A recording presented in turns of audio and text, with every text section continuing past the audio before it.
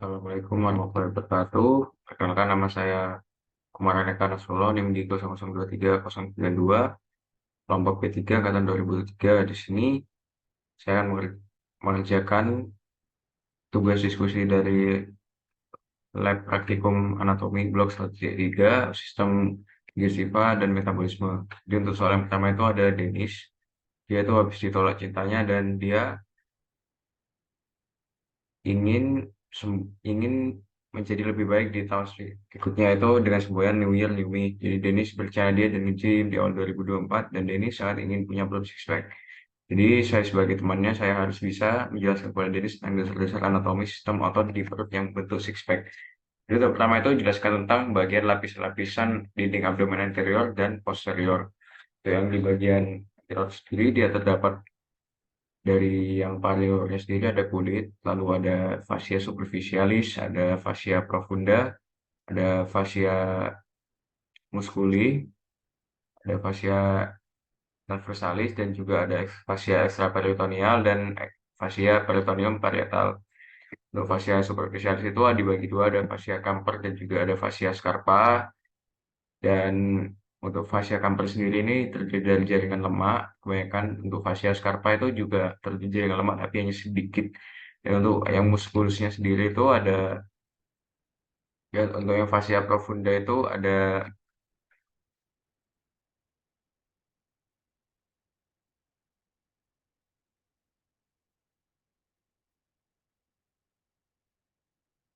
lapisan tipis dari jaringan ikat menutupi muskulus. Lalu ada musculi et aponeurosis, dia yang terdiri dari itu yang dari bagian superficial terlebih dahulu itu yang merupakan flat muscle, ada oblique externus dan juga ada oblique internus dan juga ada musculi et transversalis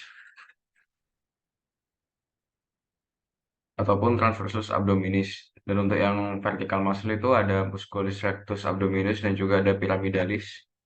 Nah, ini ada pyramidalis yang sebagian kecil dari rectus abdominis.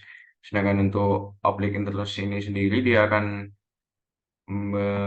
bermuara ke bagian medial dan akan bertemu dengan musculus rectus abdominis yang membentuk aponeurosis bernama vagina musculorecti yang akan membungkus dari musculus rectus abdominus.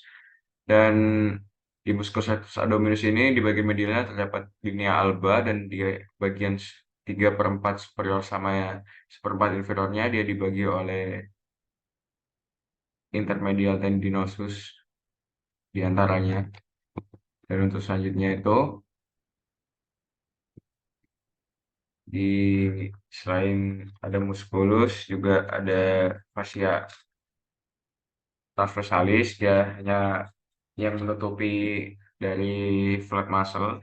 Dan selanjutnya ada fascia extraperitonealis, dia seperti biasa dia juga merupakan jaringan lemak. Dan peritoneum parietal sendiri selanjutnya itu ada, dia merupakan lapisan tipis dan licin yang terdiri dari membran selosa yang akan membungkus dari dinding bagian profunda dinding abdomen di anterior dan posterior juga. Dan untuk yang di bagian superior dari umbilikus sama inferior umbilikus itu dia berbeda. Dan untuk peritoneumnya sendiri itu dibagi menjadi dua, ada peritoneum parietal sama peritoneum visceral. Kalau yang parietal itu yang melapisi dinding abdomen, kalau yang visceral itu sendiri dia melapisi organ. Nanti akan dijelaskan di nomor 3.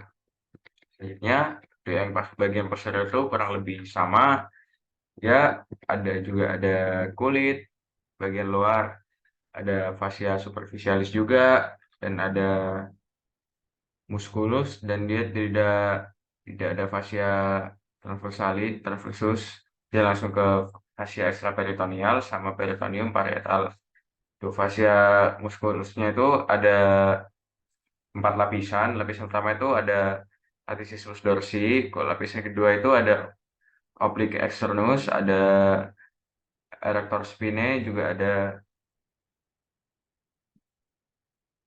cottatus lumborum, juga ada serratus posterior. Untuk lapisan ketiga itu ada multifidus, interspinalis, sama obliquus internus. Habis yang keempatnya sendiri ada coratus lumborum, iliopsoas, sama trapus abdominis. Untuk fase ekstraperitoneal tadi jaringan lemak, peritoneum parietalnya juga sama. Selanjutnya kita lanjut ke jelaskan sistem otot yang ada di abdomen. Jadi otot-otot yang ada di abdomen itu dia kan ada rectus abdominis, ada oblique internus, ada oblique externus, transversus, sama pyramidalis. Dan untuk yang oblique externus sama internus itu dia berfungsi untuk gerakan rotasi kanan ke kiri. Dan untuk yang rectus abdominis sendiri ini dia berfungsi untuk adduksi ke bagian depan, seperti namanya saat melakukan gerakan sit up ataupun menunduk mengambil sesuatu. Dan dia diinervasi oleh nervus 7 sampai 11 untuk yang rectus abdominis. Untuk yang di oblique externus sama internus dia diinervasi oleh nervus 6 sampai 11. Jadi untuk selanjutnya, untuk soal nomor 2 itu ada seorang pria datang ke poli bedah umum karena mendapat rujukan dari puskesmas. Dia mengeluh sudah 2 minggu sulit BAB, sakit, dan merasa ada yang mengganjal di anusnya. Dan setelah didiagnosis oleh dokter di puskesmas, pasien ini menderita hemorrhoid dengan grade 2. Jadi sebelum saya menjelaskan tentang hemorrhoid terlebih dahulu itu, dia adalah kondisi kondisi di mana saat vena di bagian sistemiknya dia mengalami kerusakan ataupun dia terhambat sehingga dia harus melewati ke vena anastomosenya sehingga terjadi hipertensi ataupun tekanan di bagian venanya sehingga menyebabkan hemorrhoid di bagian anusnya, tentunya di bagian rektumnya juga. Selanjutnya jelaskan tentang anatomi rektum proprium. Jadi untuk anatomi rektum proprium sendiri dia terdiri dari ada bagian di bagian proksimalnya terlebih dahulu ada rectosigmoid junction yang menghubungkan dengan kolon sigmoidea, lalu ada superior rectal valve atau valvula superior rectalis, dan ada yang medial juga ada yang inferior. Dia dilapisi juga di bagian luarnya ada fascia rektal dan sama bagian dari longitudinal muscle atau muskulus yang longitudinal sama sirkular juga. Juga ada membran mucosa muscularis. Lalu, jelaskan tentang anatomi kanalis analis, meliputi segmen-segmen dari anus, struktur permukaan, dan otot-otot dari kanalis analis. Jadi kanalis analis ini, oh ya, untuk letaknya di regio mana itu, rektum ini sama kanalis anal, dia terletak di regio bukan regio epigastrika, tapi regio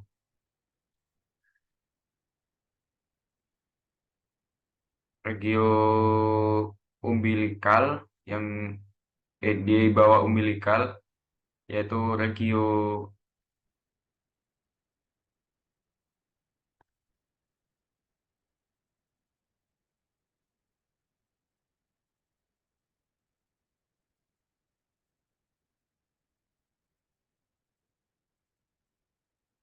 itu regio pubicum ataupun regio pubis, ataupun dia untuk kuadrannya dia di kuadran kanan bawah sampai kuadran kanan kiri. Oke, selanjutnya untuk struktur permukaannya sendiri itu dia ada ini, ada pecten sama anoderm, ataupun dia ada sinus anal ataupun kolom-kolom anal. Dan selanjutnya untuk muskulusnya sendiri ada sphincter internus sama sphincter externus. Untuk yang sphincter internus ini dia merupakan otot polos, dan yang sphincter externus dia merupakan otot skelet. Dan juga ada corrugator ani sama kubu rektal.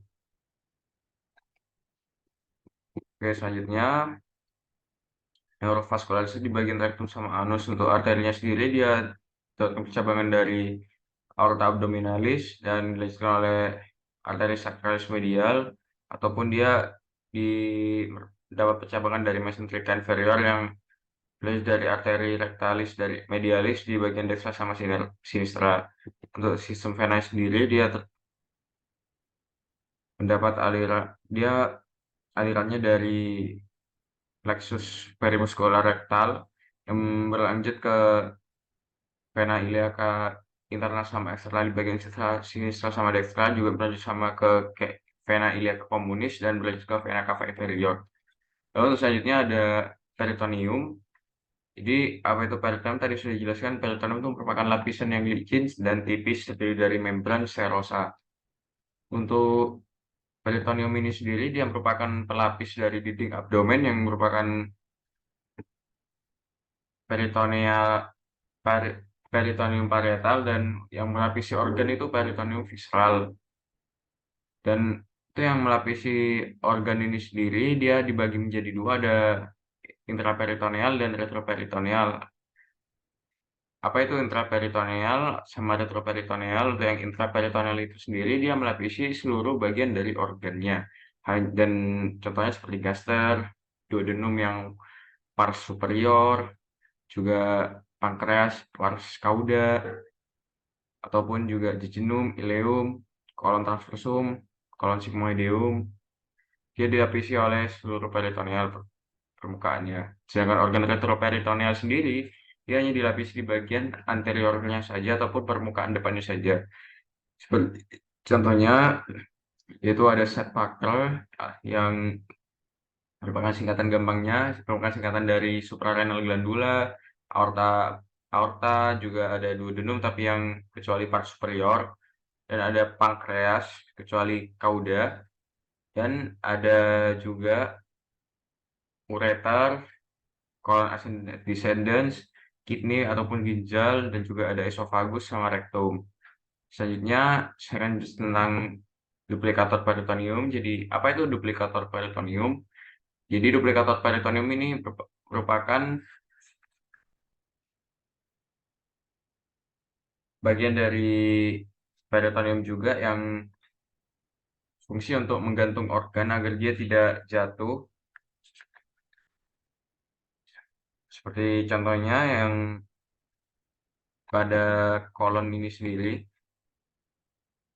Nah, dia ada mesokolon yang menggantung kolon agar dia tetap pada tempatnya. Lalu ada yang bergabung dengan intestinum tenuis, ada mesenterium, dan juga ada appendix, yaitu mesoappendix.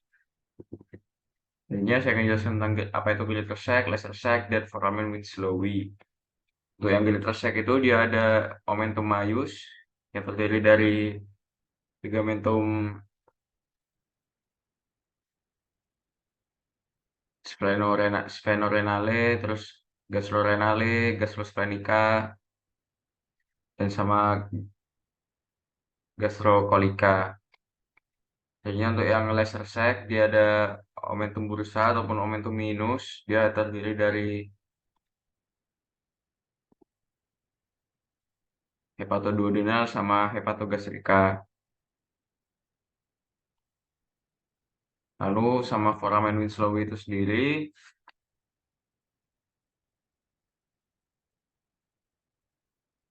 dia terdapat di